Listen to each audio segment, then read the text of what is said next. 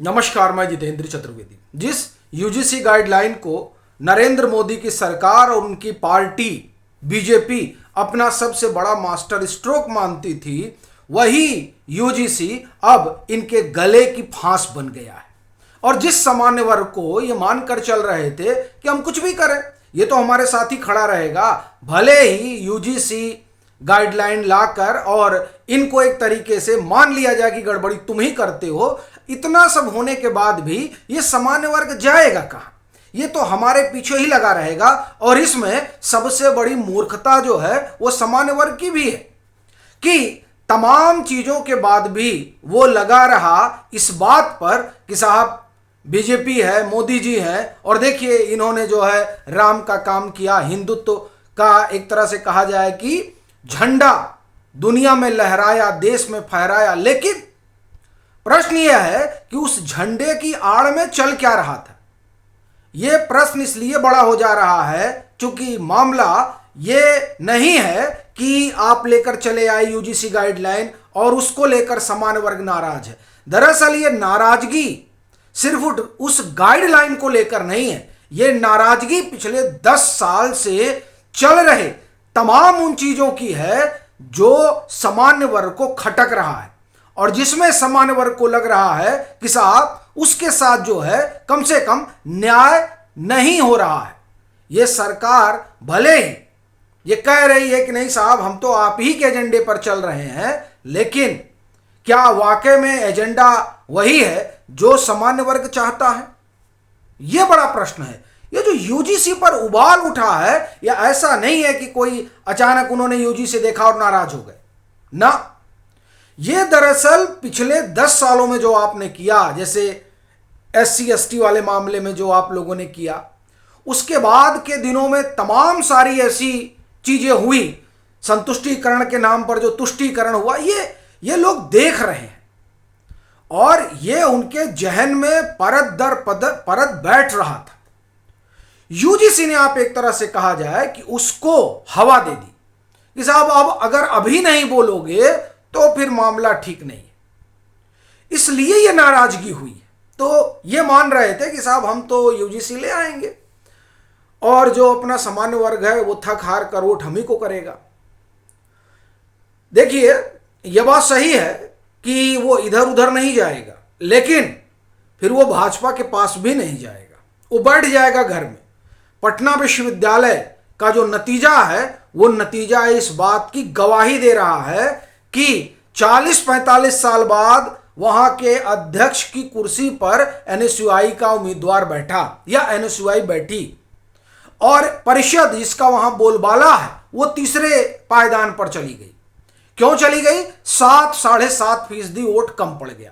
क्यों पड़ गया? क्योंकि वो सामान्य वर्ग जो आपका झंडा लेकर चलता रहा और भगवा को आप एक तरह से कहें कि अपने हाथ में लेकर आसमान में फहराता रहा कि साहब इस भगवा की रक्षा जो है वो भाजपा कर रही है, वो नरेंद्र मोदी कर रहे हैं। पता चला ये तो यूजीसी ले आए। उसने पांव पीछे खींच लिए और कहा कि जीत लो चुनाव, तो जीत लिए चुनाव, तीसरे नंबर पे चले गए। और बड़ी चीज यह है कि वही लोग हैं जो आप कहें कि इनके साथ हैं, वो खड़े हैं, लेकिन जब बात सबक सिखाने की आई तो पीछे हट गए। फिर आप चले जाइए झारखंड का जो स्थानीय निकाय का चुनाव है, वहां भी 5% वोटिंग गिरी। क्यों गिरी? भाई वो गया ही नहीं आदमी, मन ही नहीं कहा कि बताइए जिसके लिए हम सारा दिन जो है गाना गाते हैं, जिसका हम सारा दिन भजन करते हैं, जिसके लिए चौक चौराहे मोहल्ले पर हम लोग जो है अपशब्द सुनते हैं, वो पार्टी और वो व्यक्ति क्या कर रहे हैं? ये देखिए नरेंद्र मोदी की लोकप्रियता का एक दौर था इसलिए कह रहा हूं क्योंकि अब खाली सोशल मीडिया पर बीजेपी IT सेल चमकाए। अभी आप देखिए बीजेपी IT सेल देखिए, प्रधानमंत्री नरेंद्र मोदी का जो अपना X अकाउंट है उसको देखिए, और पीएमओ इंडिया का जो अकाउंट है उसको देखिए। पीएमओ इंडिया के अकाउंट पर पूरी नाराजगी जाहिर होती है, लेकिन नरेंद्र मोदी का जो अकाउंट है अपना, उस पर नाराजगी की जगह कम ही मिलती है। इससे समझ में आता है कि वहां जो सरकार के खिलाफ वाली पोस्ट है उस पोस्ट से जूझा जाता है, किसी तरह से इसे निपटा जाए। लेकिन बीजेपी का देखिए और जो पीएमओ इंडिया का उसको देखिए, वहां पर भर भर के जो है इनको आप ये कहें कि सुनाए जाते हैं। अब उसे अपशब्द तो नहीं कहा जाएगा, क्योंकि वो दरअसल अपशब्द जो है वो उद्गार है लोगों का, और ये उन लोगों का उद्गार है जो 13 जनवरी के पहले तक कहते थे कि साहब मोदी जी ने जो है वो भारत को विश्व गुरु बना दिया। वह देखिए, नरेंद्र मोदी वो शख्स हैं जिनको उनका मानने वाला महामानव मानने लगा था ही कह रहा हूं, चूंकि परिस्थितियां एकदम बदल गई। वो लोग जो पीएम के नाम पर झगड़ा कर लेते थे वो अब कह रहे छोड़िए, जाने दीजिए। ये स्थिति आ गई है। आप देखिए, घबराहट और हड़बड़ाहट का आलम देखिए। रामलीला मैदान में जुटने नहीं दिया गया, ये डर है सरकार का, इस कदर जो है डरे हुए हैं। और संगठन की आप एक तरह से कहें कि न्यू हील रखी है। निकल जाइए आप गांव में, देखिए जब मुद्दा गांव में पेनिट्रेट कर जाता है तो उस सरकार के लिए हालत खराब हो जाती है। मामला गांव में पेनिट्रेट कर गया है, बात गांव में हो रही है। मसला यह है, वो जो लाभार्थी वर्ग तैयार हुआ था, वो लाभार्थी वर्ग कितना जाएगा ये 2019 में भी पता चला, 2022 में भी पता चला, 2027 में तो पता चलेगा ही, 24 में भी पता चल गया था कि कितना लाभार्थी आपके पास गया था। जो चंक जाता है वो इसी सामान्य वर्ग का है जो पहुंचता है, और बीजेपी ने इसी सामान्य वर्ग को हिला देने की कोशिश की है, यह मानते हुए कि ये कहां जाएंगे। मैं भी मानता हूं कि वो समाजवादी पार्टी के पास उत्तर प्रदेश में नहीं जाएंगे, यह बात सही है, लेकिन फिर वो आराम से बैठना पसंद करेंगे, यह भी बात सही है। आप ये देखिए कि अगर कोई चमत्कार उत्तर प्रदेश की बात में अगर बात करूं कर सकता है तो वो योगी आदित्यनाथ ही कर सकते हैं। और अगर आप राष्ट्रीय स्तर पर बात करें तो ऐसा लगता है कि मानो सामान्य वर्ग ने मन बना लिया हो कि हटाइए, अब इनको बहुत हो गया, हटाइए। यानी अगर भाजपा विकल्प दे तब तो ठीक, नहीं तो अब समझ लीजिए कि इनके लिए मामला बहुत बहुत ही कठिन हो गया। आपको क्यों उतारना पड़ रहा है, चाहे साध्वी रितंभरा हो, चाहे ये साक्षी जी महाराज हो, इनको क्यों मैदान में उतारना पड़ रहा है। और फिर जो हिंदुत्व वाला मामला है उसको बाहर लाना पड़ रहा है। आप कह रहे हैं कि ऐसे तो जो है समाज बट जाएगा, हिंदू समाज। जो लोग ये बात कह रहे हैं उनको कायदे से जाकर प्रधानमंत्री नरेंद्र मोदी से पूछना चाहिए और राष्ट्रीय स्वयंसेवक संघ से पूछना चाहिए कि ये जो समाज को बांटने की कवायद बीजेपी ने शुरू की है उसकी अनुमति किसको दी बीजेपी ने, बीजेपी को किसने कहा इसके लिए।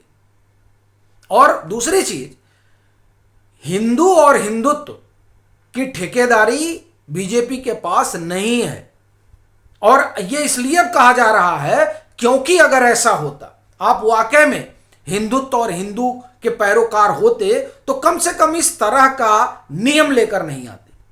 और दूसरी चीज, जो बड़ी बात जो है वो यही है कि जो लामबंदी थी कांग्रेस के खिलाफ या उन तमाम राजनीतिक दलों के खिलाफ, वो लामबंदी इस बात को लेकर थी कि साहब बीजेपी कुछ नया करेगी, कुछ बड़ा करेगी। बीजेपी ने नया और बड़ा क्या किया, यूजीसी गाइडलाइन लिया है, संतुष्टिकरण के नाम पे तुष्टिकरण में चले गए। लोग सवाल पूछ रहे हैं, साहब चले जाइए आप बीजेपी का जो आईटी सेल है, अब खोल कर देख लीजिए, मैंने बीजेपी का जो पोस्ट है एक्स पर, और देखिए किस तरह से सवाल जवाब हो रहे हैं। पूछा जा रहा है बताओ, धर्मेंद्र प्रधान पोस्ट कर रहे हैं, देखिए क्या स्थिति हो जा रही है। अभी ये अजीत भारती का जो है पोस्ट है, भास्कर की रिपोर्ट के अनुसार बिहार के सारण में राजपूत बच्ची के साथ 5 पासवान लड़कों ने जो है वो दुर्व्यवहार किया और मरने के लिए कुएं में फेंक दिया। ये भास्कर की रिपोर्ट है। ये सवाल उठा रहे हैं कि जो इस तरीके की चीजें हो रही हैं उससे कैसे निपटेगी सरकार। और ये सवाल इसलिए उठ रहा है क्योंकि आपने क्या किया है कि समाज को जोड़ने की बजाय बांटने का काम किया है। भले ही ये कहते रहे कि नहीं हम तो साहब हिंदू समाज की बात कर रहे हैं, नहीं, अगर हिंदू समाज की बात होती तो इस तरह की चीजें नहीं आती। फिर आप देखिए, आपको हम एक और पोस्ट सुना, देखिए बीजेपी का तो आप ऑफिशियल अकाउंट खोल लीजिए जो एक्स पर है, फिर आप देखिए, अब देखिए ये गाना गा रहे हैं इस समय ये लोग बताने में आ गए कि साहब हमने 10 साल में बड़ा काम किया है, ठीक है, और जो है मैंने बड़ा भारी तीर मारा है, 1 घंटे पहले का है, पॉलिसी पैरालिसिस से पॉलिसी प्रोग्रेस तक, ठीक है। 2014 से पहले कई किसानों के पास ना मोबाइल था ना बैंक था, आज तकनीकी और बैंकिंग से जुड़कर बिना बिचौलियों के लूटे सीधे खाते में पैसा पहुंच रहा है। उस पर अब मैं आपको 2-3 कमेंट सुनाता हूं।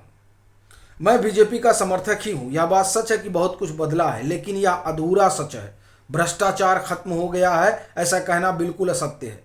पहले लोगों तक सरकारी सहायता पहुंचती नहीं थी और अब पहुंचती है तो उसके लिए पहले से कमीशन ले लिया जाता है। ये देखिए कौन सी स्कीम के तहत किसानों को मोबाइल वितरित करे, रिचार्ज करने का रिचार्ज कितने का करवा रहे हो किसानों का। अब बीजेपी लगी है मोदी की इमेज बिल्डिंग में, पर महामानव अब बदनाम हो चुके हैं। ऐतिहासिक राहत पैकेज में से अब तक गुजरात में किसानों को कुछ नहीं मिला है, जल्दी से एक क्लिक करो। आप समझिए ये आलम है नाराजगी का। ये कहां से पैदा हुआ? ये पैदा हुआ उस यूजीसी से, जिस यूजीसी को लेकर इनको लगा कि साहब हमने तो बड़ा भारी काम कर दिया और सब हमारे पीछे लामबंद होंगे। आप जाइए, अभी ये याद है वो दिन जब दिल्ली में 100 पैसे मिलते थे किसानों की जेब में, मतलब ये राजीव गांधी का जो ट्वीट है उसको बता रहे हैं। अब उस पर देखिए तमाम सारे जो है ये पोस्ट आ रहे हैं। यानी कुल मिलाकर जिस यूजीसी के सहारे इन्होंने सोचा था कि हमारे दोनों हाथ में लड्डू रहेगा, उस यूजीसी की वजह से अब लग रहा है कि इनके दोनों हाथ से लड्डू भाग रहा है। तो ये इनके लिए समस्या का सबसे बड़ा मामला बन गया है। बाकी आप लोगों की क्या राय है ज़रूर साझा करिएगा, खूब शेयर करिएगा, और अगर आप सक्षम हो तो मतांतर की आर्थिक मदद भी करिए।